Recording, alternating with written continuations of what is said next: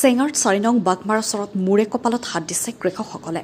বিঘা বিঘা ইৰি ধানৰ খেতিত ওলাইছে পতান। ৮৩৭ নম্বৰ হাইব্ৰিড জাতৰ ধানৰ বিধান ক্ৰয় কৰি ১.৫ বিঘা মাটি খেতিত ২০,০০০ টকা খৰচৰ বিপৰীতে ধান হৈছে বিঘা প্ৰতি ৪ মন। ৪ নং বাগমাৰা চৰৰ কৃষক আছাদুল ইছলাম আৰু ওছমান গনিয়ে কৰা ইৰি ধানত পতান হোৱাত সংবাদ মাধ্যমৰ জৰিয়তে ক্ষতিপূৰণ বিচাৰি কাটৰ আহ্বান জনায় চৰকাৰৰ ওচৰত। লগতে এনে জাতৰ বিধানত হোৱা বিসংগতি তদন্ত কৰি কৃষকক যাতে ন্যায় প্ৰদান কৰে তাৰ বাবে খেতিয়কে দাবী জনায়।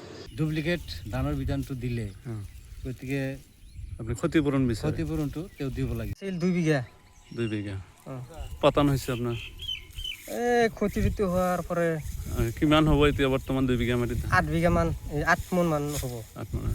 এতিয়া কি বিচাৰে? কি বিচাৰে? চৰকাৰৰ পৰা মই এইটো সহায় বিচাৰোঁ আৰু এনেকুৱা বিধান যাতে নিবেচে আৰু গৃহস্থক নামাৰে জানে। বিধানৰ কি নাম আছিল? 837 হাইব্ৰিড 837 যিটো ধান এইটো ভাল ফলন দিয়ে আৰু ভাতো ভাল, যাৰ কাৰণে এইটোৱে আমি কৰি থাকোঁ। এইবাৰ সেই ধানটো বিচাৰিছোঁ।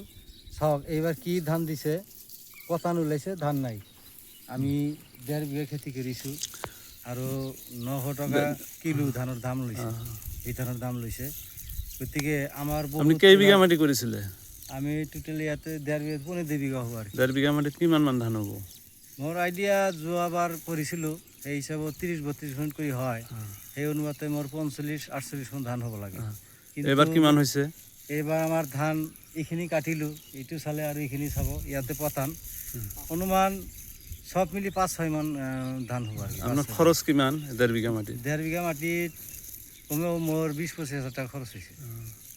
সব মেচিনেৰী আবাদ আৰু তেলৰ দামো বেছি, ট্ৰেক্টৰ হাল চাল ইত্যাদি সাৰ পানীটো বহুত খৰচ হৈছে। মোটামুটি ক'বলৈ গ'লে 1.5 বিঘা মাটিত আপুনি 6 মন ধান পাব। 6 মন ধান পাম। খৰচ হ'ল 30,000। হয়, গতিকে এইটো আপোনালোকৰ এই চেনেলৰ যোগেদি মই জনাব বিচাৰিছোঁ, যিজন দোকানীয়ে মোৰ এই ডুপ্লিকেট ধানৰ বিধানটো দিলে গতিকে আপুনি ক্ষতিপূৰণটো তেওঁ দিব লাগিব, এইটো মোৰ দাবী।